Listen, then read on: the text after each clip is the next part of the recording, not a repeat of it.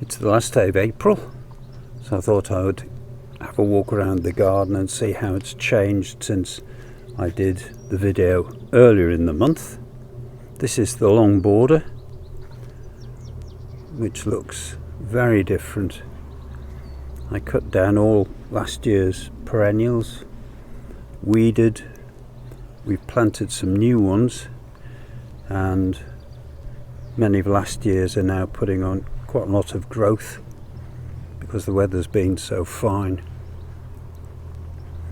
Lovely mixture of colours. I've added 2 heucheras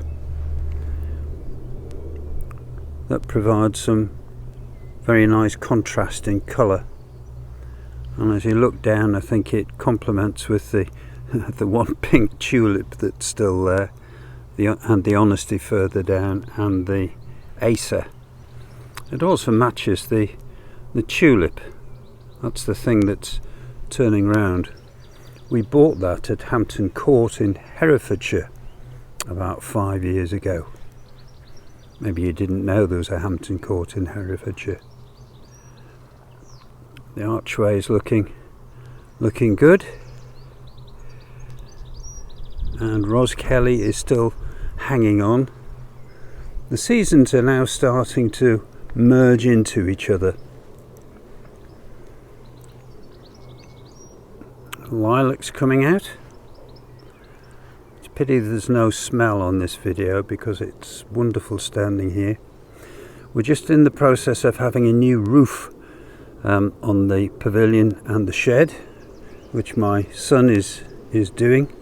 All his tools are left in there, and this is a Clematis, which is a rather delicate one that I've boxed in to stop it getting damaged during the process. And this is one of the very nice Montanas just coming out. This is Marjorie, very small flower. It grows along the fence here. It's not as prolific as some Montanas,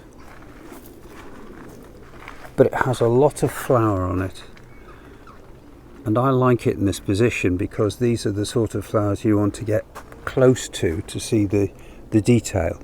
It doesn't look so impressive, I don't think, when you're a long way away from it. Absolutely beautiful. Now we're down in the greenhouse area.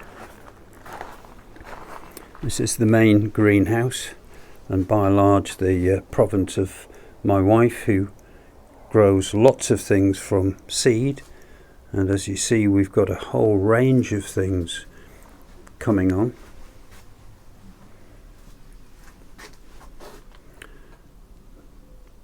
All to go out in the garden when the last frosts have disappeared.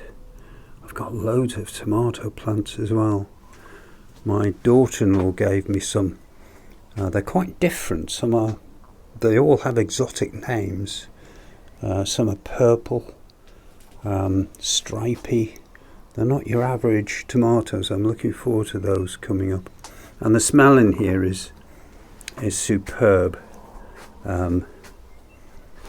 Every morning when I open the greenhouse door at the moment with this jasmine here. The Clematis are all putting on growth. These are the atragenes that have finished flowering, or just about finished flowering. And I've got 1 or 2 young Montanas here. I'll just move along because this one is just coming into flower. First time I've noticed the flowers because it's just been in bud. Quite a small flower. It's from some seed brought back from, well, the original plant was brought back from China, but this is seed that came from Hershey's Croft, which is a garden in Herefordshire again, and it was given to me by Val LeMay Neville Parry, who has the National Collection of montanas. And as soon as the lockdown's finished, one of those plants is for her. These are the late large flowered hybrids, still coming on. I've pruned those a couple of times just to make sure I get as much flower as possible. Some young peonies here. And here we have some seedlings of Corianas that have been brought on. So far these flowers are quite disappointing. The outer layer, fabulous red, but unless they open further they're fairly nondescript, I think. There's one down at the end that looks slightly different in terms of the shape of the flower. But again, I'm not holding my breath about getting anything very exciting. These are the early large flowered hybrids. Some of them in bud, some actually in the stage of coming into flower. There's a nice bud, and that's Vivian Pennell. We've got some that actually are in flower. Omashiru came out a couple of days ago, and I'll move her onto the patio where we can see her. And up at the far end I've got two Daniel Derondas just coming out. These are the sort of plants I would have taken to gardening clubs and societies when I give talks, because people like to have the opportunity to acquire Clematis. So that's why I've got more than usual. That's not a complaint. Look at this honeysuckle about to come out. Isn't it fabulous? The woodland garden is looking quite full now. It's still got some colour in it.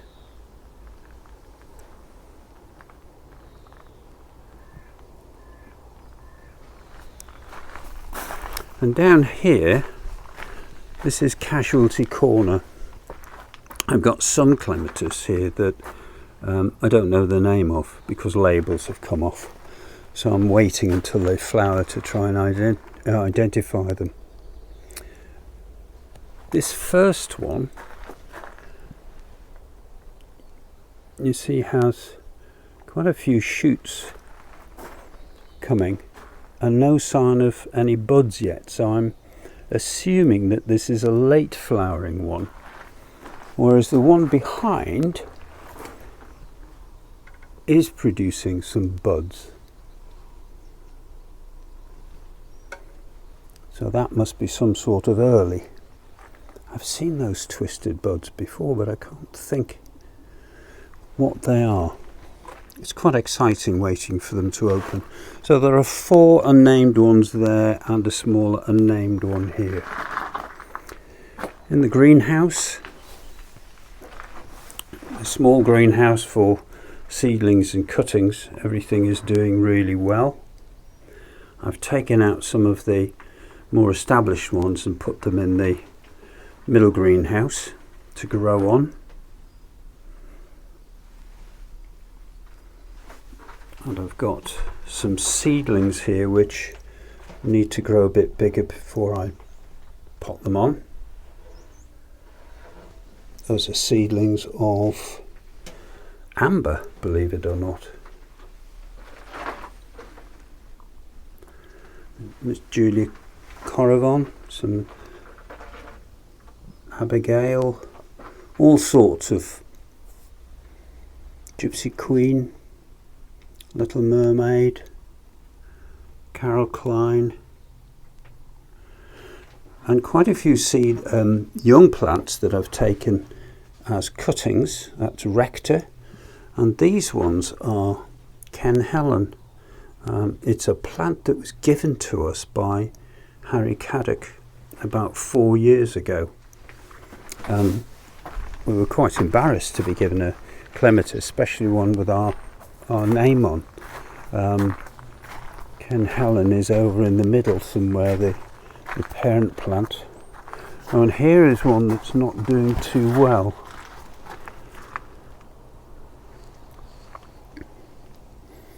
You'll see that the buds have gone floppy. I will need to investigate this. The lead bud is fine, but some of them are showing signs of not being happy. Now what the cause of that is, I don't know. It might be mechanical, it might be wilt, I don't know yet. I'll have a look. But producing these large buds for any clematis, that's the time when they're under most stress. So if a plant is not 100% healthy, it can't make the final effort to produce those buds to open, and that's the time where the rest of the plant will start showing distress, and that's a very typical way that a clematis will show it. Now whether all stems are like that or whether it's just jettisoning some of the stems, that's what I'll find out. Moving around to the rest of the garden.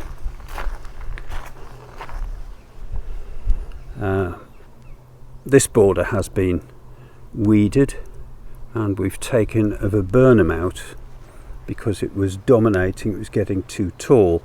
So we can now see the various roses that are in there and the perennials, and I want to buy some other perennials to fill the gaps. We've got some lupins that we bought recently, and I've put those in, and they'll take up quite a bit of space. The irises are in bud, and some of the roses have buds on as well, but that still needs to be completed, I think, that border. Henry's border, this is Henry in the middle. There are some changes here. We've now put this acer on top of the sleepers because it hangs down quite a lot, and it was trailing on the ground over there, and I think it makes a nice full stop to the end of the border. The poppies, aquilegias, some tulips, catmint, abretia, all sorts of things in there in flower, and I want to get some taller things for the back of the border. The Armandii is producing an awful lot of new growth, which I will have to tie in, and there is also another clematis in there that's clearly, well, it's either a Viticella or a late large flowering hybrid, which is looking very strong. That's one of the stems going up into the sky, and I need to tie that in. I've no idea which one it is. It may be one that disappeared and has come back, or it may be a long stem from one of the others. Again, some investigating needed. One last look at the long border from this angle, and then I'll take you up the other side of the garden. It's quite a windy day today and the temperature's not great. As you see, Blue Dancer has finished, or finally virtually finished. It will produce lots of seed heads, which I'm going to leave on because I'll collect the seed and sow it. And again, that honeysuckle, wow, the smell is going to be tremendous in a couple of days or when it warms up. Just been cutting down some branches from this acer on the corner because it was sticking out more than it was going up, and it was difficult to get around the corner without getting soaking wet after the rain. Willie's still doing its thing, and the rhododendron that it's doing its best to strangle is finally struggling out into flower. As I said before, the seasons are coming together now, and this is Guernsey Cream. It's fantastic. Clearly enjoys this position, and I think it's Prince Charles that it's growing alongside. Prince Charles won't be out for a couple of months. Lots of growth on here. These are two Viticellas. And this is becoming quite full, this border. This is a Manchurica that I'm going to plant here. It has white flowers and it's quite bushy. It doesn't climb, but it will use plants around it to hold itself up. So I think that might be a really nice position to have some white to succeed the white of Broughton Bride. Lots of bluebells out in the garden, and the border with roses and clematis is doing well. It should be June before anything is really out there, but the way the weather's been going, it could be earlier than that. The colonnade frames this really well. Some Bergenia on the left, some bluebells on the right, a viburnum there with some euonymus and various other plants. And there's a clematis about to come out over there, which is, I think it's Wadder's primrose. Yes, I think that is. And as we come up here, what a lovely montana. I prefer the montanas that are not so vigorous. I mean, this will cover the colonnade eventually, but I can keep cutting it back. But as I'll show you from the other side, it looks really pretty at the moment. This is Maylene, larger flowers than Marjorie. Doesn't have a smell, unfortunately. Many montanas do. And as I walk back, and you can see it framing the, well, perhaps you can't for the sun at the moment, but that looks really nice. And the azaleas that are out as well. The stellata has more or less finished. And this is a nice colour contrast. And rising above it is Arabella. Arabella gets her head above before the leaves form too dense a canopy. And as you see, she's got buds on, and she will flower for a number of weeks, a number of months actually. She's a very good addition to an herbaceous border. And this is a blackbird that was digging yesterday. I don't know what he was after, but he was fairly determined to get it. I'll have to sweep that up. Amber still going strong. Lovely column of yellow. The other amber that we have in the garden, I'll just swing round and I'll let you see. You can just see in the distance some dots of yellow just to the right of the clock. I think it probably looks better here in one concentrated column rather than allowed to grow along a fence and spread itself out. There's Cragside just finishing off. And on the adjoining fence over here, this is Montana grandiflora. The one, I've got two. One in the front that gets more sun is fully out and has been for a week and a half. This one is just coming out because it's in a shadier spot.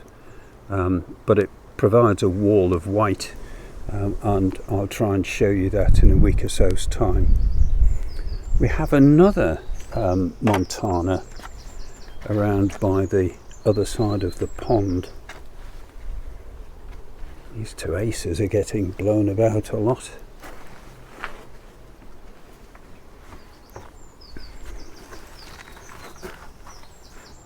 Just starting to come out. This is Broughton Star. Quite a lot of flower there. It doesn't go right up the wall because it has nothing to cling to, so it stops and falls back, and after it's finished flowering I cut it back a bit and then force it to grow up again for next year. You can see the detail of the flower of the grandiflora. It really is a nice white, and this does have a perfume. Not a strong one, but it certainly has one. And the pond has been cleaned. I've cleaned the filter so you can now see the fish, and they're feeding quite avidly. So that's the garden.